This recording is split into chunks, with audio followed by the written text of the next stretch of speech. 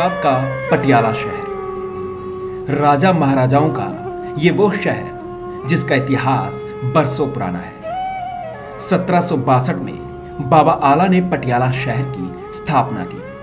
फिर वक्त बदलता गया और पटियाला अपनी पहचान को कायम रखते हुए हिंदुस्तान ही नहीं बल्कि दुनिया में भी जाना जाने लगा। पटियाला शहर की यह खासियत रही है कि यह शहर आज भी प्राचीन धरोहरों को खुद में संरक्षित किए हुए है।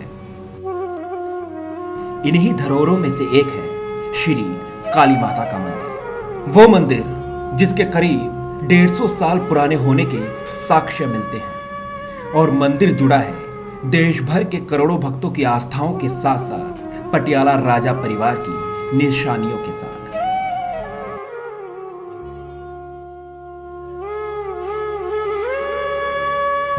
मंदिर के भूभाग में स्थित काली देवी की मूर्ति को कलकत्ता से पटियाला तक लाने के पीछे भी एक बड़ा राज छिपा हुआ है।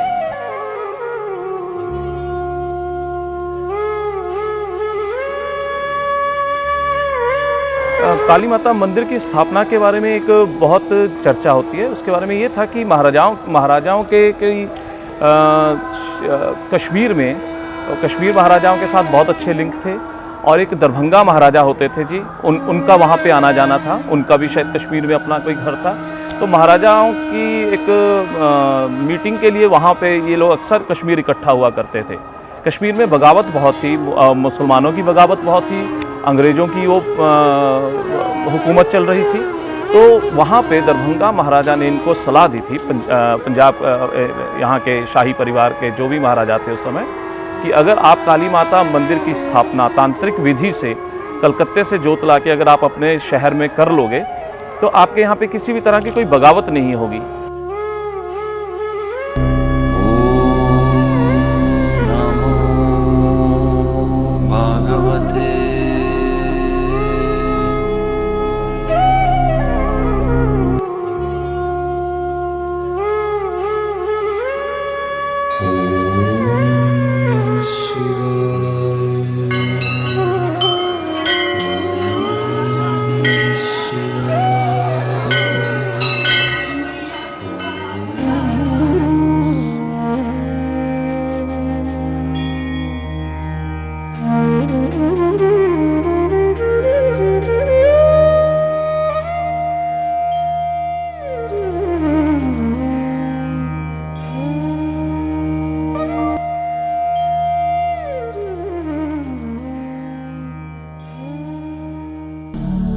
मंदिर के इतिहास को लेकर एक सवाल यह भी उठता है कि आखिर वो क्या कारण थे कि मां का चेहरा शहर की बजाय जंगल की तरफ करना पड़ा था। मंदिर के बारे में ये कहते हैं कि जब माता की स्थापना की गई, क्योंकि तंत्र विधि से इनकी स्थापना की जानी थी, तो इस तरफ रियासत बस रही थी पूरी महाराजाओं की। तो माता का मुंह जंगल की तरफ किया गया, तो इसका मुंह बाहर की तरफ किया गया कि बाहर से किसी भी तरह की कोई आपदा, किसी भी तरह का कोई शत्रुओं का कोई आक्रमण,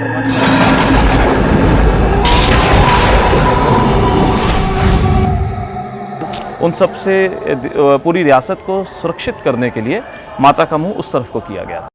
मंदिर के प्रति लोगों की आस्था का अंदाजा इसी बात से लगाया जा सकता है कि यहाँ पर सिर्फ पटियाला या यूं कहें कि पंजाब से नहीं बल्कि देश और दुनिया से भी लोग माथा टेकने आते हैं।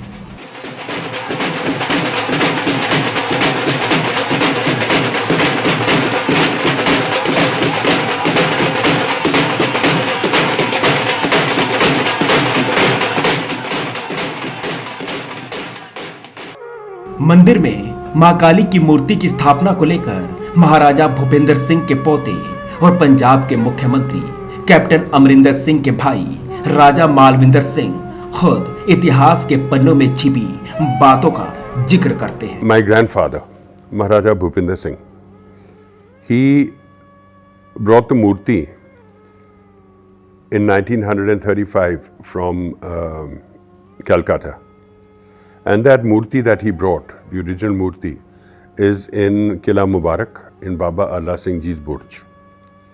Then he decided that he needed to build a temple to Kali Devi ji. जो पंडित सुबह की आरती के लिए कपाट खोलते हैं वो सीधे मंदिर में दाखिल नहीं होते, बल्कि प्रवेश करने से पहले उन्हें मां काली की आज्ञा लेनी पड़ती है। सुबह 4 बजे जो ऑन ड्यूटी पुजारी होता है वो स्नान वगैरह करके 4 बजे जब माता जी का भवन खोलने आता है, उसका जो दरवाज़ा है उसे नॉक करके खड़खड़ा के अंदर आया जाता है और मंत्र उच्चारण के साथ भवन में प्रवेश किया जाता है। और उसके बाद वो फिर माता जी की आरती करते हैं। आरती करके माता जी को जगाया जाता है।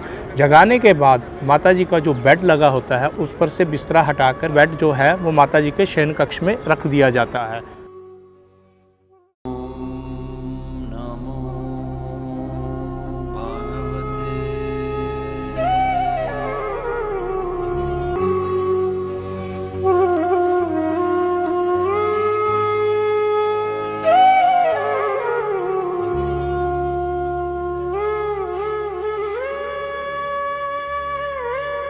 जब माता की मूर्ति की स्थापना की गई, जब मंदिर की स्थापना की गई, धीरे धीरे वक्त जैसे जैसे गुजरता गया, शहर उस तरफ बसता चला गया। आगे से माल रोड निकलने लगी, मेन सड़क जाने लग गई। तो उन दिनों अक्सर इस रोड पे एक्सीडेंट होते थे जी। हर कुछ समय बाद एक ना एक मृत्यु होती थी।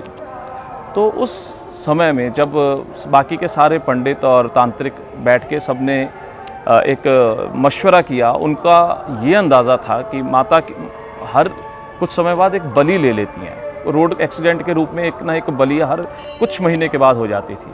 तो इन्होंने उसको रोकने के लिए ये उसके आगे दीवार खड़ी कर दी, जिस वजह से उसके बाद से ये हादसे भी बंद हो गए। शनिवार का दिन मां काली के दर्शन के लिए खास माना जाता है।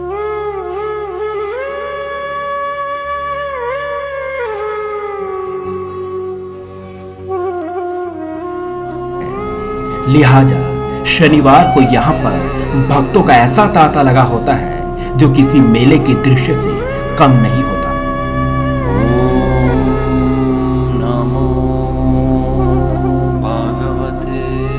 काली माता मंदिर में जैसे ही हम एंटर करते हैं तो उसमें सबसे आगे ना हवन कुंड बना, वहीं पे हर विधि होती थी, तांत्रिक विधि, पूजा पाठ, हवन वहीं पे होता था।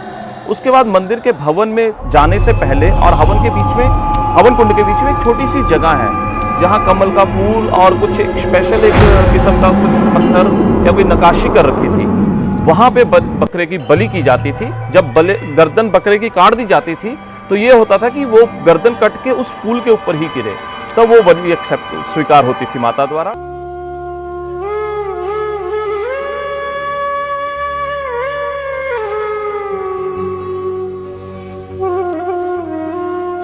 मंदिर में प्रवेश करने के साथ ही दुखों का अंत होना शुरू हो जाता है।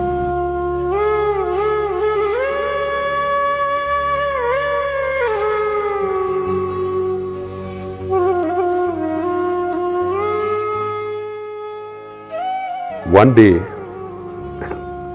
my brother, he came down with a high fever.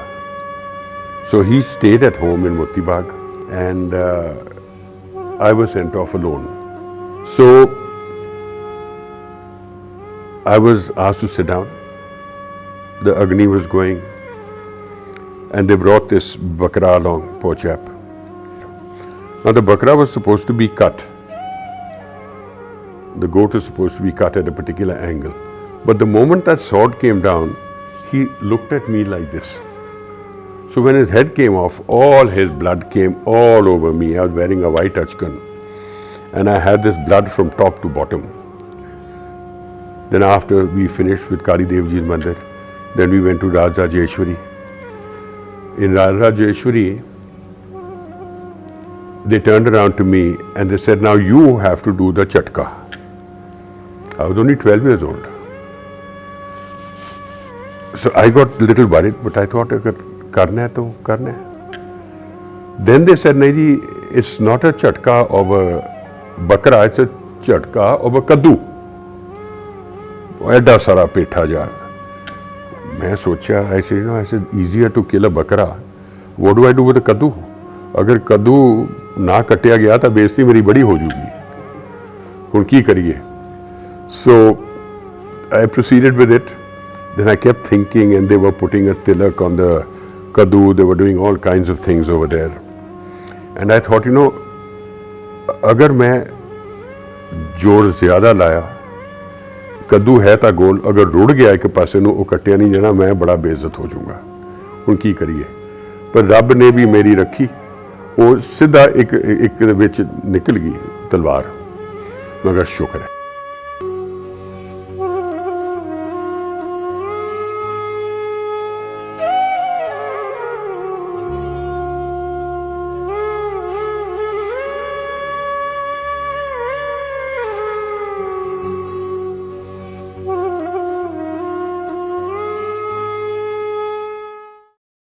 कि माँ काली ਦਾ ਜਿਹੜਾ ਵਿਰਾਟ ਰੂਪ ਹੈ, ਇਹ ਰਾਖਸ਼ੀ ਰੂਪ ਅਸੀਂ ਕਹਿ ਸਕਦੇ ਹਾਂ। ਰਾਖਸ਼ਾਂ ਦਾ ਵੱਧ ਕਰਨ ਲਈ ਮਾਂ ਨੇ ਆਪਣਾ ਇੱਕ ਰੂਪ ਐਸਾ ਧਾਰਨ ਕਰਿਆ ਸੀ।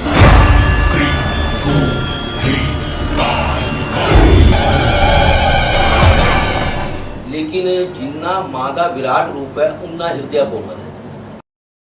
मां काली के मंदिर में सुबह, दोपहर और शाम 3 वक्त हर दिन विधिवत रूप से आरती होती है। हालांकि ये आरती अन्य मंदिरों की आरती से कुछ भिन्न होती है, क्योंकि तंत्र की देवी इस मां काली की आरती पर्दे की ओट में होती है।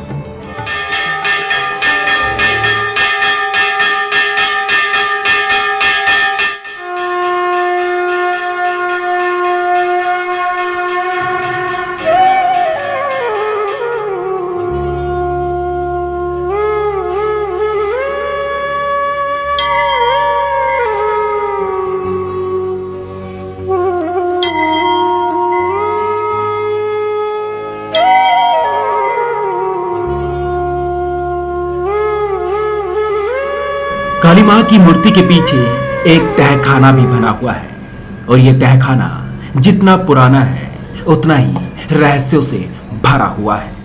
श्री काली माता मंदिर में जब हम माथा टेक के साइड से निकलते हैं तो कुछ ही कदमों पे ना एक तहखाना बनाया हुआ है जी,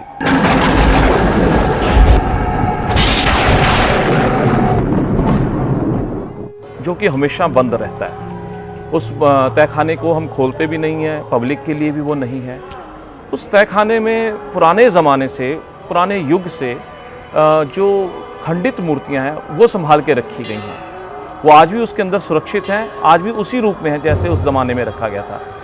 इसको हम किसी के लिए भी नहीं खोलते, ना वहाँ पे पूजा पाठ होती है, क्योंकि खंडित मूर्तियों की पूजा नहीं होती, इसलिए वहाँ पे कोई भी विधि नहीं की जाती।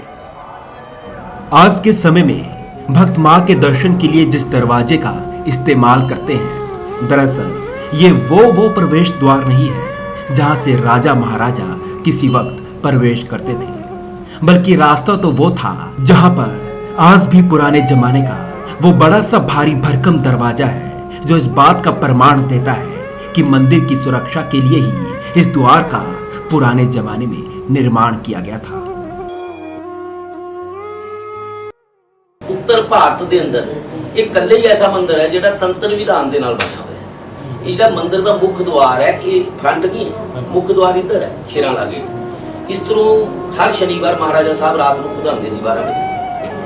इस सरोवर के अंदर स्नान करना या 5 स्नान ना करना छिट्टा दे के वो एंटर करते सी। सब तो पहला गणपति महाराज के दर्शन करते सी, और फिर शिव परिवार के दर्शन करते सी, फिर बजरंग बली जी के दर्शन करते सी, फिर सूर्य महाराज के दर्शन करते सी। फिर इन्हों की जी कुल देवी है जिन्होंने गोरी माता कहते हैं, राज रजेश्वरी पटियाले नूं राज देने वाली, उहदे दर्शन करके मां काली का पूजा अर्चन करते सी। वो तांत्रिक पूजा करांदा सी उन्होंने कुल देवी की और काली की। उस तो बाद लास्ट भैरव के दर्शन करके इस मंदिर की यात्रा संपन्न होती है। ये इस तंत्र विधान के नाल मंदिर बनया हुआ है। Contemporary relevance of this temple, well, let me put it differently. The justification for this temple is the amount of shraddha that people show on Saturday evenings and Sundays, to an extent, but mainly on Saturdays. And the relevance of anything depends upon its acceptability by the people. That makes it relevant or not relevant. And if the people accept it, means it's highly relevant.